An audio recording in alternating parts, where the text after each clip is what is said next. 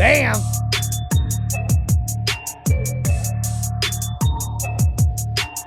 Jayson Waller here, true underdog. We have got a great episode for you today. I've got Jim McKelvey here with us. He is the co-founder of Square, financial payment company, which is co-founded and led by CEO Jack Dorsey, founder of Invisibly, which powers micropayments for content creators, founder of Launch Code, a nonprofit organization that trains people in work in technology. How are you doing, Jim? Just doing great. Good to talk to you, Jason. Good, good. So where are you located at right now? Where you live? Missouri, hometown. Yeah. Oh, we have an office in St. Louis. How's the weather there? It's gorgeous today.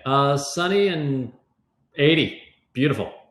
I'm in Michigan. It's starting to turn cold and gray, but we're not there yet. I love the summers here. So been here a couple years. I'm super excited for you to share your story with our listeners and viewers. You know, we talked to a lot of entrepreneurs, but it seems like you are the entrepreneur. You know, you've wrote a book, you've opened up 6 companies. Let's talk about that. Yeah, so lack of focus is a theme with me. I am not really good at running companies, so I end up starting them and then I have to get out of the way.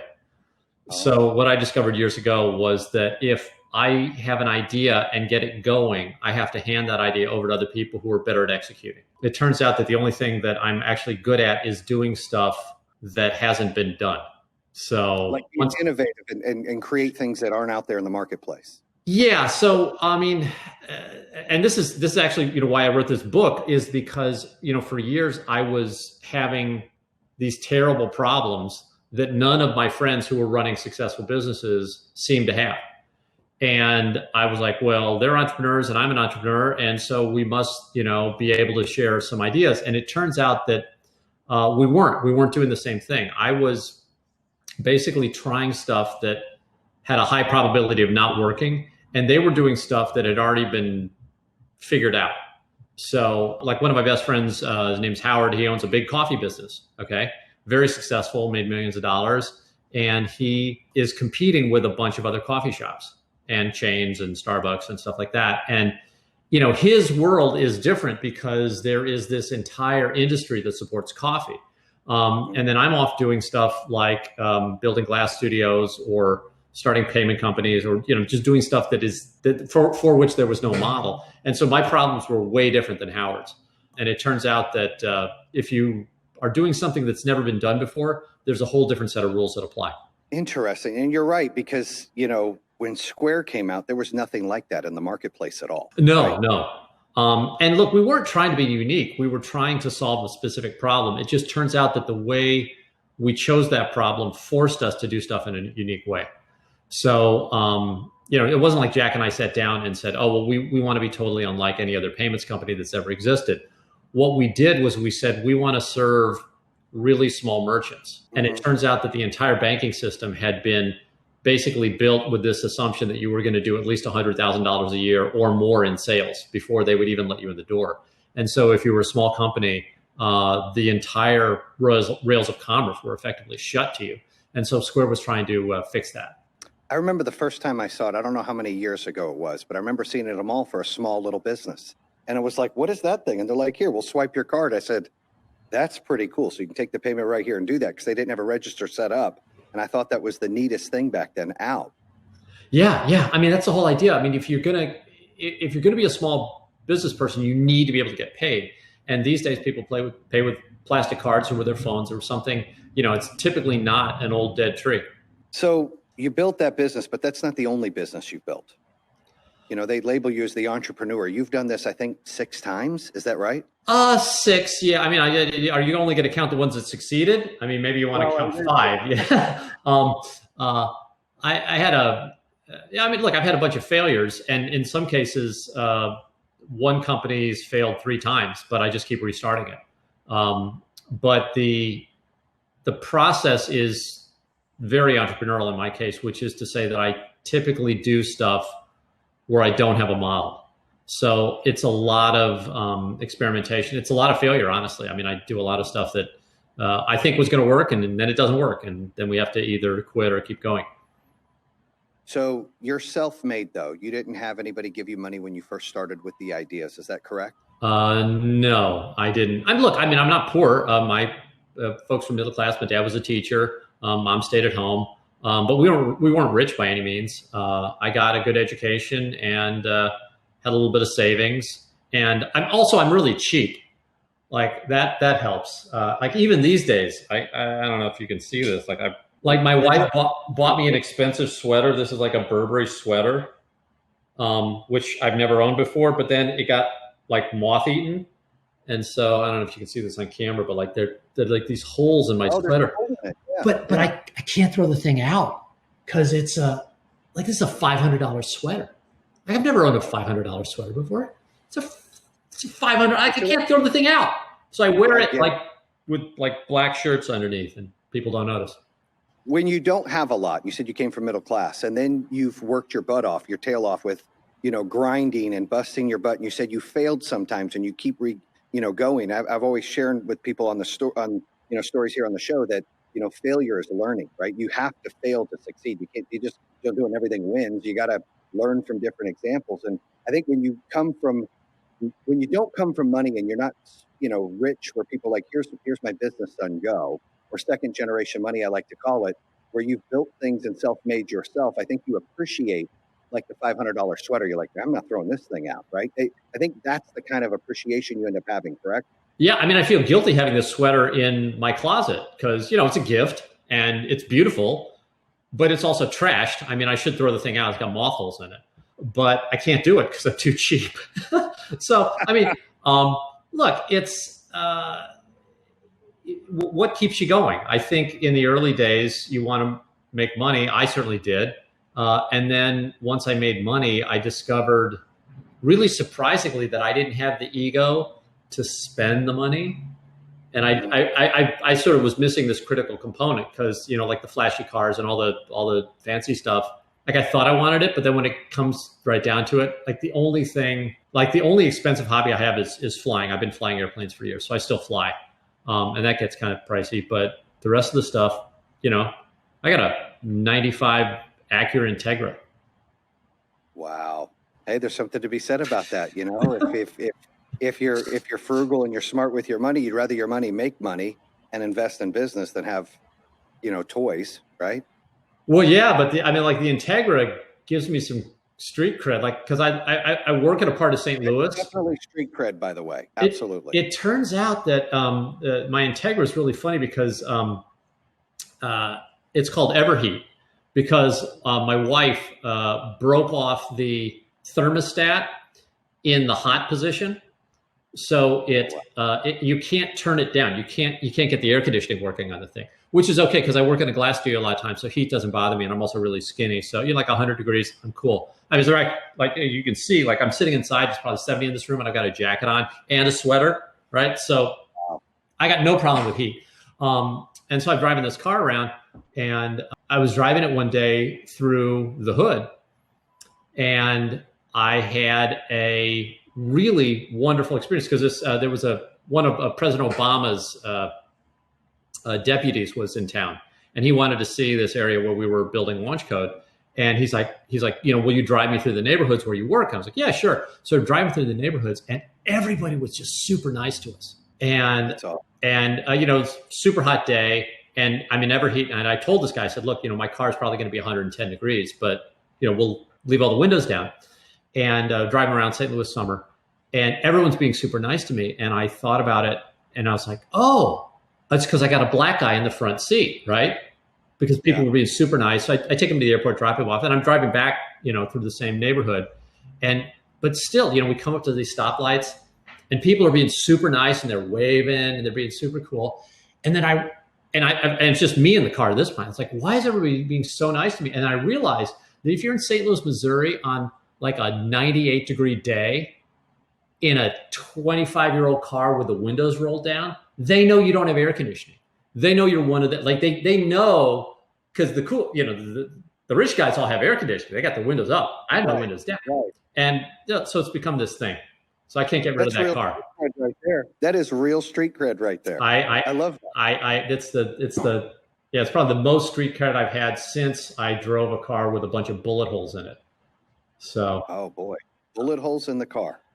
They stole one of my cars, and the cops recovered it, but the gangs had been using it to shoot out So like I hated the car. It was this ugly car. But then like once it had bullet holes in it, it was kind of cool. So I was like, oh, It is kind of cool. well, now I kind of get bullet probably, holes. So did you keep that car? Like here, I've got this car with bullet holes. I'm still an OG. no, I don't pull off the OG. I'm just not credible as an OG. I'm just like, as soon as I get out of the car, the spell is broken. Like, oh, never mind. Not him. Not him. Yeah, that's great. So, you're still in the Midwest. Most people, especially in the industry of financial payments or apps or technology, they end up going to Silicon Valley or California. What made you stay in the Midwest? Well, it's my hometown. We lived out in California when we were starting Square. So that's where we started in San Francisco.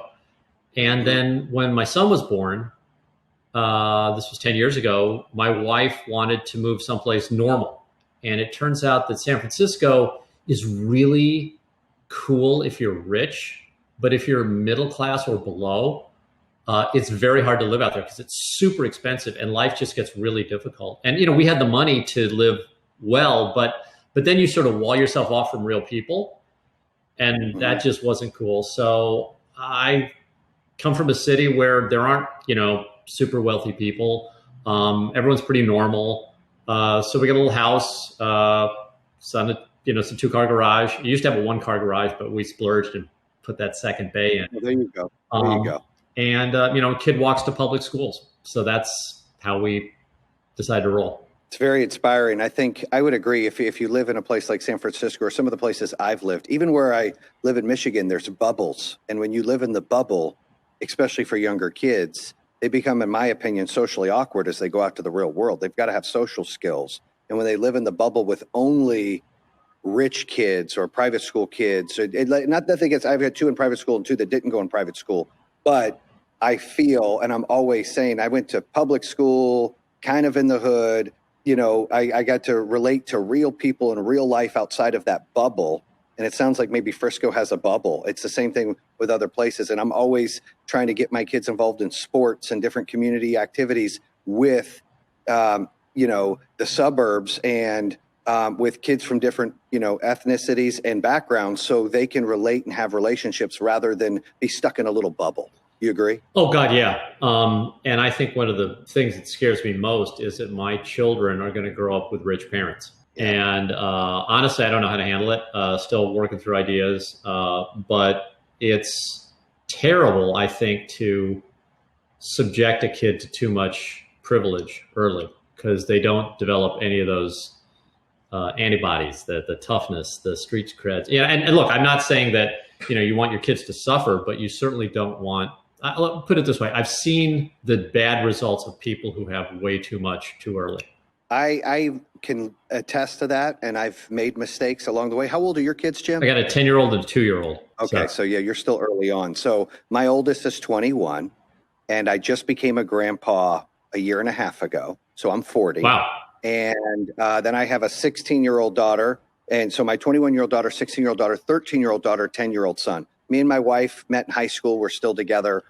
We had Hannah, almost 22 years ago and stayed together. But I will tell you, as we got married and didn't have a lot and started to acquire a lot, life was normal. And then when we got a lot, you're right, you want to give to your kids something you didn't have. And it's cost me dearly. My daughter is a great mother and a great human being. She struggles to adult because she's had too much. Yeah. It's hard for her to overcome real life, real failure, real rejection, real issues. And I'm like, whoa. So I'm trying to reset it a little bit on the 16-year-old, 13-year-old, especially the 10-year-old.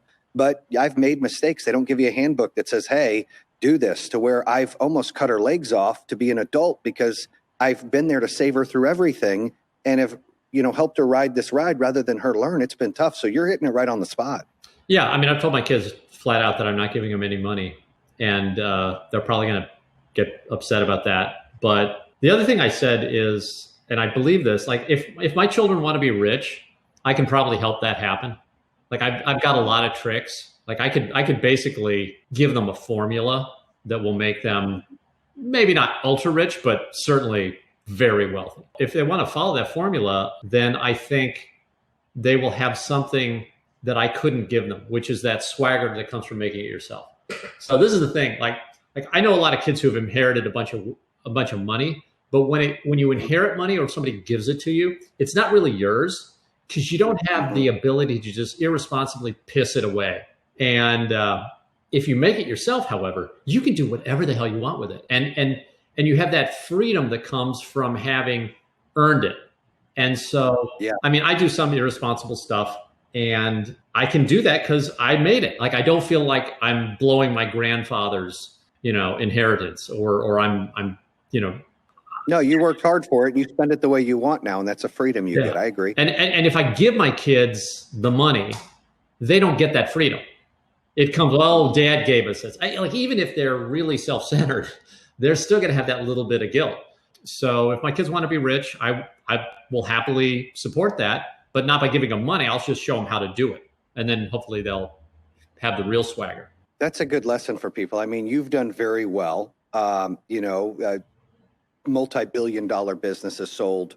You've established yourself very well out there. And, when we tell our kids, I tell my kids all the time that I don't mind helping you, like my daughter, to be successful or to be an adult. I just can't do it all for you. You have to go out and earn some and do some of your own things and come up with your own ideas. So on your book that you wrote, Innovation Stack, what is that about? Does that have some of those recipes and how to dominate and do things? It does. It kind of does. Although it's not, there are no checklists in the book. It's not really a how-to book. It's a book that I wrote because of something that happened at Square. So when Square was 4 years old, Amazon copied our product and they undercut our price. And when Amazon does that to a startup, the startup dies.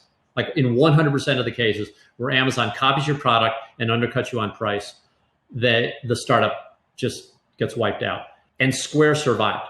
And not only did Square survive, but a year later, Amazon actually mailed one of these little Square readers to all of their soon-to-be former customers. Like, Amazon just gave up. And this is competing with a startup because we were, tiny at the time. And I was happy we won, but I couldn't explain why. And it just really gnawed at me because I was like, I felt like somebody who'd been, the only survivor on a sinking ship, or somebody who like fell out of an airplane without a parachute and plummeted to earth and walked away. Like, it was this very weird survival guilt. So I went on a research quest. It took me about 2 years to figure out what the heck happened. And I finally figured it out I went through history and I went looking. I was like, well, if this happened to us, surely it must have happened to other companies throughout history. And so I started doing historical research, and I found this treasure trove of companies that almost exactly the same pattern. And it was one where they were doing something very different from traditional business. And I thought about it, I was like, well, why the hell has nobody explained this? Like, because I read a lot, and I was like, nobody's ever explained this. Nobody's ever even mentioned this concept. And so what I realized, Jayson, was that the English language does not have a word to describe a business person who is doing something that is unique versus a business person who is doing something that's sort of a copy or a formula. Right. And we used to have a word. Like, it turns out that the original use of the word entrepreneur, which was coined by an economist, by Joseph Schumpeter, about 100 years ago, he popularized that word because he needed a way to describe this weird class of behavior where people weren't able to copy and weren't able to do stuff that everybody else knew how to do. And so I saw this phenomenon. I was like, wait a second, if I just go back to the original meaning of the word entrepreneur, then I can write this book and describe what it's like to do something where you're not copying. And so it turns out that there's this thing called an innovation stack that sort of naturally arises when you force yourself to live in a world where you can't copy the answers. And I'm not saying copying is bad. As a matter of fact, I love copying the answers. Like, I will always, if able, I will always try to find somebody who's smarter than me, who's been there before, and I'll try to do what he or she did. Right. That's 100% my move. But the times when I find myself on the edge of what, people know, then the question is, okay, do I have the guts and the team and the energy to maybe step over that line a little bit and try to do something that hasn't been done before? And that's really where the innovation stack comes in. That's why I wrote a book. I wrote a book because, like, I've got a lot of people in my life who are brilliant and super capable, but they quit when they run up against that line. Like, like, if you read the book, it is written for a single person. And I had this person in mind when I was writing the whole book because I was hoping that she would read it because she's super qualified. She's super competent, brilliant, hardworking, just this great set of qualities. But every time she runs into a problem where she feels unqualified to solve, she stops herself. And look, that's appropriate behavior in most cases. But what if what you're trying to do has never been done? Well, then by definition, you can't be qualified. I can go out this afternoon and fly a plane around and be qualified because I'm a qualified pilot, and I test every year, and I have to do all this stuff to be a qualified pilot, which is possible. In 2020, you can be qualified to fly an airplane. But, the Wright brothers were not qualified to fly the first plane. No human on the planet was qualified because planes didn't exist. They built this thing. They thought, well, maybe we have to get up and steer it in the air, and they had to figure it out. And that's a different way of behaving. And so what I wanted to do was write this explanation to the people in the world who find themselves on this line. And this will happen, 3 or 4 times in your life. Maybe if you're super aggressive, it'll happen a dozen times in life. But most of the time in your life, you don't have to do anything original. Just find somebody who's figured out what to do and do that. But when you see yourself, like you will occasionally in your life see yourself confronted with a problem that society has not solved before. And then the question is, well, what's it like to step across that line and do something that doesn't have a known solution? And do you quit?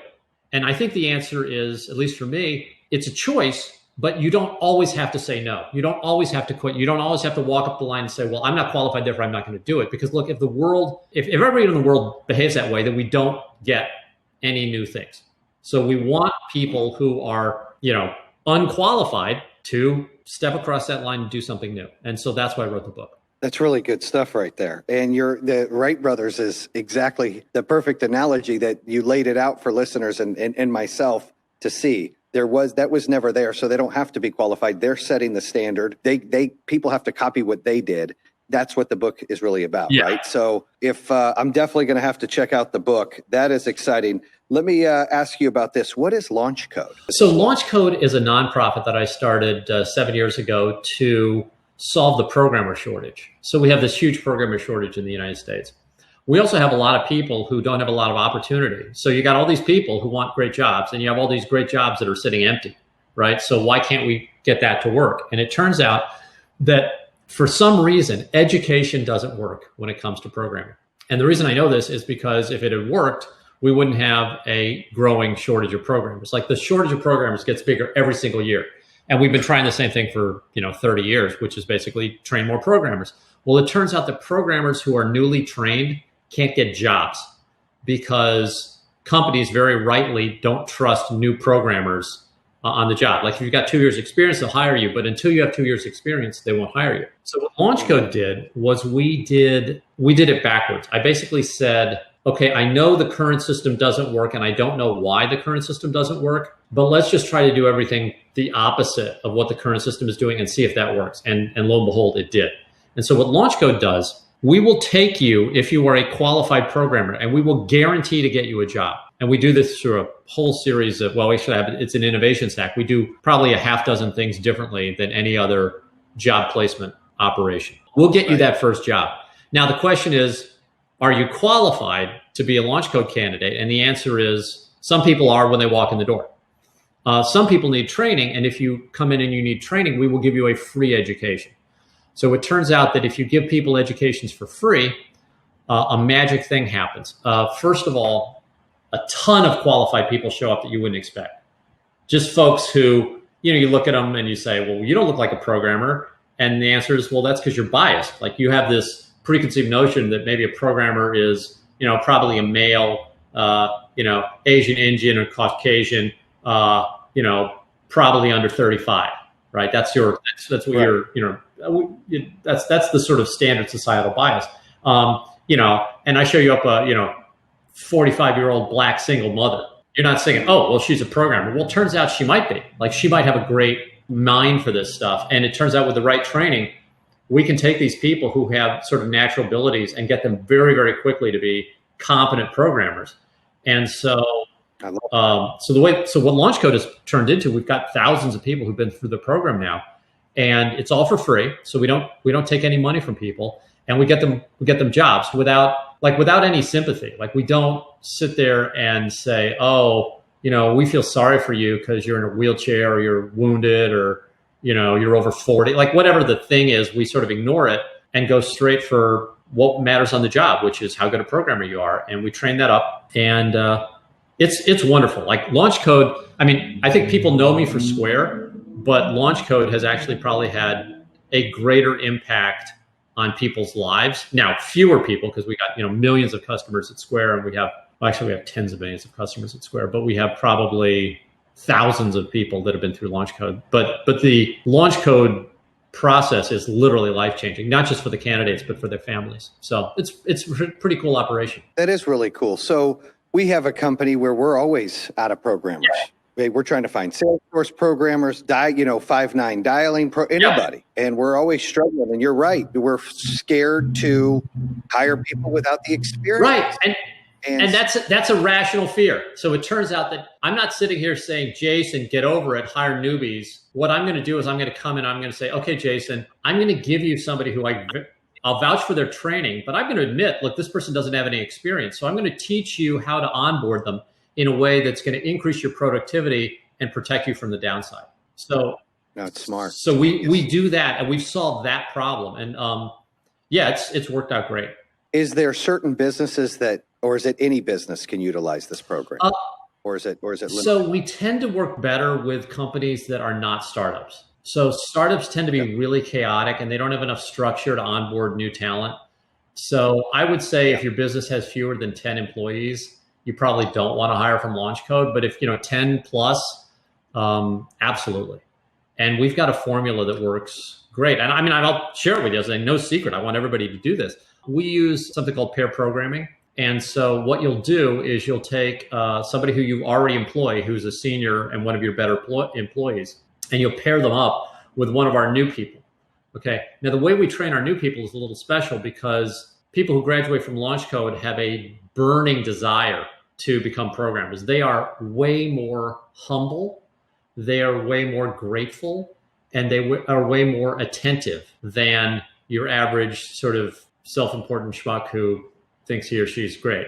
And that humility, and I use humility, it's very important if you're going to learn something to have a humble attitude. And yeah, our people have swagger after they've been on the job for a year, but going in, they're a remarkably humble and teachable group. So I'm going to put one of these very humble but well-trained people next to one of your top people. And two things are going to happen. First is your person is going to become more productive. And you say, well, wait a second, Jim, that doesn't make any sense because, my person was doing, 2,000 lines of code a day by themselves. And now you're going to get some newbie who's distracting them. Their productivity is going to tank. Well, it turns out that two people working together actually produce less code than either one of them working singularly. So there is a 50% decrease in lines of code put out, but the quality of that code, just one little mistake that if it's caught and that second pair of eyes can catch that mistake, is enough to offset that. The second thing is that turns out that even your best people perform better when they are working with somebody who is, well, actually, you can put a rock next to them if they think the rock is sentient, it'll have an improvement. How do I explain this? Not a threat. If someone's not a threat? it's more like my driving. Okay, so I'm a pretty good driver. I haven't killed anybody, but I'm a way better driver if I have a passenger. So let's take my Swedish mother-in-law. Okay, she doesn't speak much English, so stick her in the car with me. Okay, I will do stuff when I'm alone that I won't do with any human being in the car. Like I eat burritos, and I text. I do all sorts of stuff when I'm alone in the car that I know I'm not supposed to do, but I do it. Yeah. Because, well, I'm alone. And yeah, it's just me. You put another person there, and I become a better driver. Well, let me tell you, your best programmers do stuff that they know they're not supposed to do. They check out stuff. They commit it to production as opposed to going through the test suites. They'll take shortcuts. They'll go, oh, I'll fix that later. They do all sorts of stuff. Now, they know they're not supposed to do that, but they do it anyway. That's just human. If you put a good person next to them, they become more productive. They actually work better. It's a huge win. I can see that.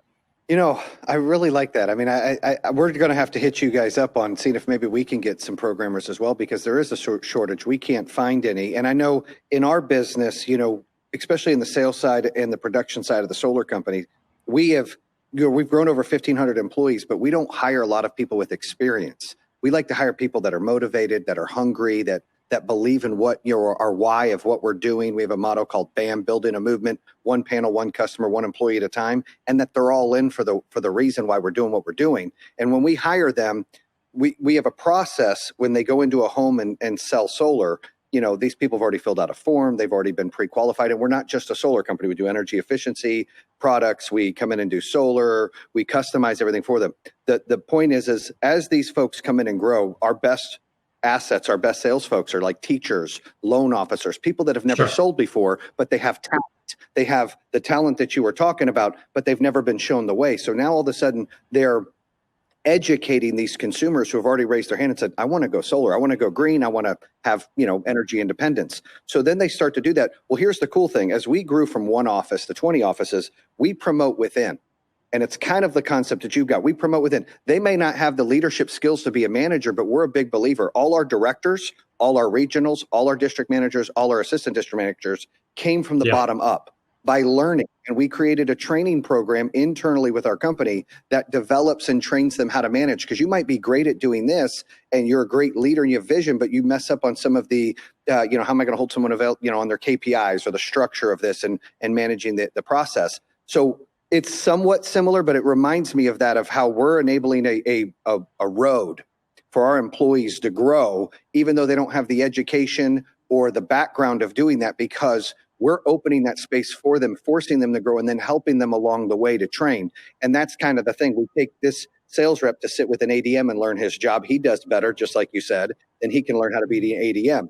Then an ADM sits with a district manager, and it's the same growth pattern, kind of what you're talking about. I mean, you get it because you don't have very good credentials. Like if I look at you on paper, like where's your high school diploma? Like where's your college degree? Like where's your certification? Where are all these things that prove to me that Jayson can do the job? And your answer is, look, just give me a chance. And if I am a computer program or a bureaucracy or somebody who's really narrow-minded, I'm not going to give you that chance, because I'm going to say, well, Jayson, we're going to throw his resume out without even calling the guy, right? So like, what it's like personally to be unqualified on paper, but kick ass in the real world. And what really counts? Well, the results really count. But and that's the whole point of this book. Like the whole point of this book is there is a world called entrepreneurship where by definition nobody is qualified. Like if you're doing something that the world has not done before, you and everybody else is unqualified, and yet it can still be done. So, I mean, you're hyper successful. Your resume looks like crap, and that doesn't matter. Yep. And the point is, like, I want more people like you in the world. Like, I want people who come up to that edge and say, okay, I understand that it's going to be rough and different on the other side of this line, but that doesn't mean just because I'm not qualified to do it that I can't accomplish the goal. Yeah. And I love that you're giving people an opportunity, and thank you for those kind words, to be able to, if they have talent, but the paper doesn't say it, to do that. I've had jobs before where I shouldn't have had. Back in the early 90s, I was like, yeah, I have a college degree, and I didn't. I got a job I wasn't supposed to have at the bank. I was their top salesperson in the country. Then when they found out, they kept me, but I would have never got the job if I didn't take that chance. That's before the internet was out, right? So you couldn't be like, yeah, does he have a college degree? You had to do a phone call, and that gave me a few weeks to prove myself. I'm a big believer, and that's what I love what you're doing, Launch Code. We don't care about resumes. If they come in and they've got the personality and they've got the hunger, we can teach them the skill sets. And it seems like you've got that same attitude there, which is exactly what I think really this world needs more of, because they're hungry to do something. They're willing to learn. Education doesn't fix all of that for them. You got to teach them the skill set, and they got to want to be successful. Absolutely. I love that. So to wrap it up, one more thing I wanted to ask you. You got your book out, you've got your other business out, and you were talking about street cred, right? So do you like old school hip hop? Bits of it. I mean, I've got some, I don't really have great musical taste. because I ran out of money back when you had to buy music in album or CD form. Like I didn't have much of it. So I ended up just listening to the radio, which in St. Louis was pretty much classic rock all the time. We just didn't have hip hop stations. So my brain is heavily saturated with a bunch of old riffs from the Who. Yeah, they're great. And Keith Moon was probably the best drummer I've ever heard. But I have just absolutely abysmal musical taste, with the exception of classical music. So my thing is classical. Well, so I ask this because I like to ask guests, Biggie or Pac. You remember the East versus West, Tupac versus Biggie? I remember any of that time. I don't have the way. I'm so uncool.